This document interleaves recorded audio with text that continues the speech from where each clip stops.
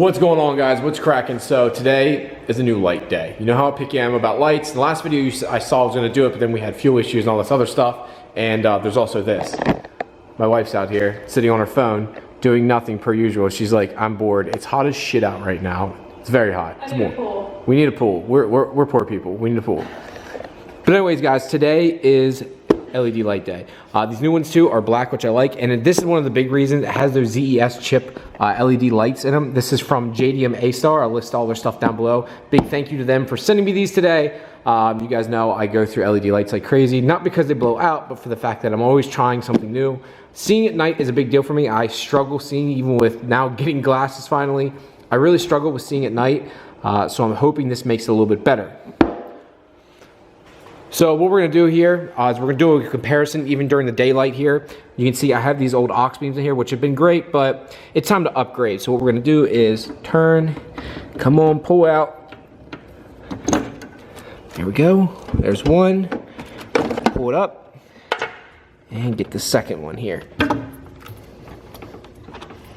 So now that we get the old aux beams out, one thing too, these actually made a bunch of noise. Again, they worked fine, but they made a bunch of noise. They have these fans. These don't require that. They have these proper heat sinks. They do have a booster pack, and I like the fact that they're black. They're much slimmer and smaller. So we're gonna start with these and put them in.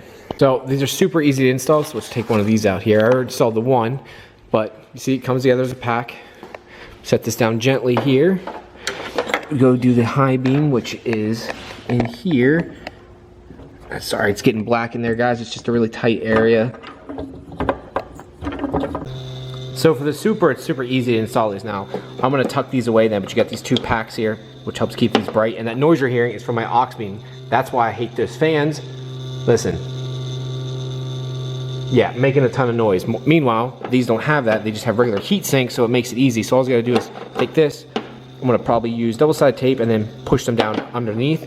But these also have like a nice, I'll call it like a BMW white to them, where this is like a true white, or not even, like almost a yellowish white. I don't know if it'll show up on camera. Can you see a little bit of yellow tint to that? Where this has like a bluish, not like a blue white, but like a more pure white. And it really shows up nicely like in person. Here, it's just kind of hard to tell, but it's really freaking pretty. I just realized how much I really did hate that noise I made. But again, guys, I'm gonna list these down below for you. JDM A Star is the name of the company. Again, I'm gonna do something to make this nice now. Each car is different. This uses a 9005 and a 9006 bulb. Again, both will be listed below, which is a pretty common bulb too. So if you don't like it, say you use it in one vehicle, you don't like it in that vehicle, you use it in another. They make all sorts of the different bulbs too, like the H series style bulbs, which a lot of newer vehicles use. So just let me know, guys, what you think, and let's move on to the next subject. So you guys saw the last video, right? Fuel hose burst. Old news, right? Well, Advanced Auto, in their infinite wisdom, because you know they only hire the best of the best there,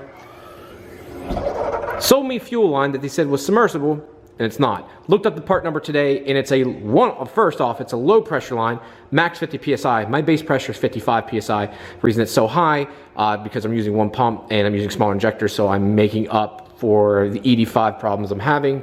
Not 85 problems, but making up for only having small injectors by upping the fuel pressure, which is the hashtag ghetto way of doing it. If you never knew, Supra rear seats fold down. Then I've got this custom mat. You gotta pull up like that. But anyway, so they sold me a low pressure line. Number two, it's not meant to be submerged. I looked up the part number, and it literally says, sorry guys, I'm trying to work with you here, do this all at the same time. It literally says, do not submerge, exterior only. So I need to take it all back apart and do this all over again.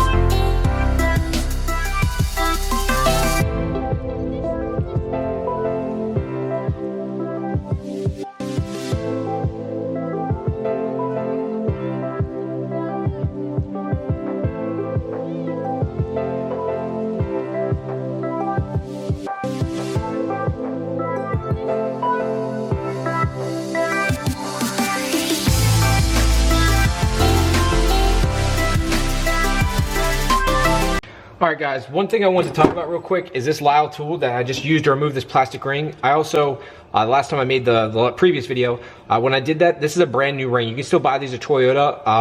I bent and messed up all the clips on mine. I'm not sure if this is even show up on camera right now because I'm not behind it, but all these I'd messed up because I didn't know they made this tool. I didn't know this existed from Lyle. I think there's 2 other companies that make it. It adjusts.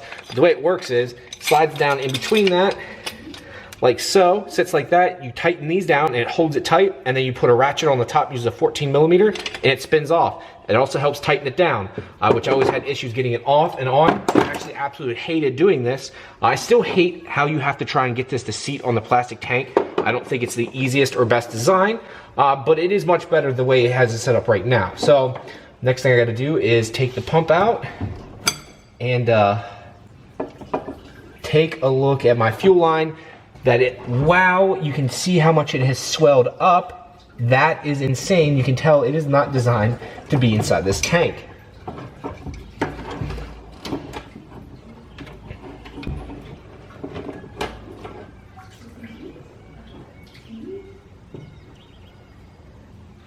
Now what I'm going to go ahead and do is put this back on so my garage doesn't stink too horribly bad for right now. The inside of my car either.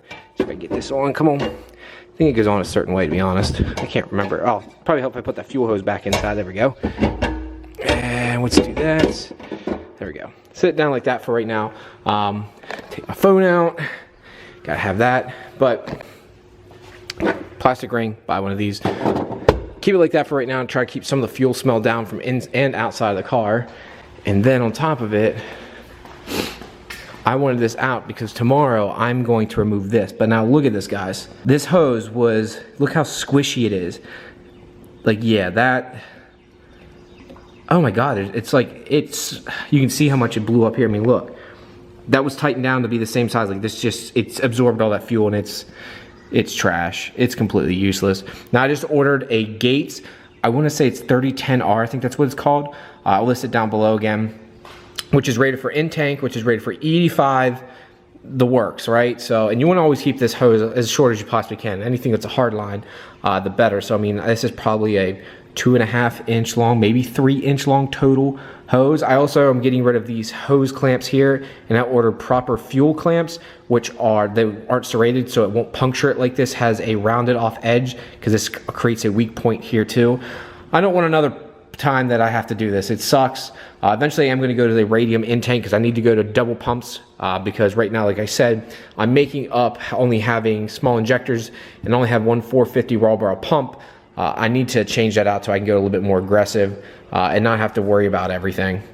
So guys, I went ahead and decided to take a magnet down inside the tank. Look at all that debris inside the tank. Now I've never cleaned out the tank and dumped it. There's probably way more in there. Obviously the tank's got 180,000 miles of fuel junk from when it was 130,000 miles, 135,000 miles being NA from the original owner, but all that is just dirt, metal shape. Well, not dirt, that's metal shavings of something somehow got in there. Obviously the filter does its job of making sure it doesn't get into the actual fuel cell system itself.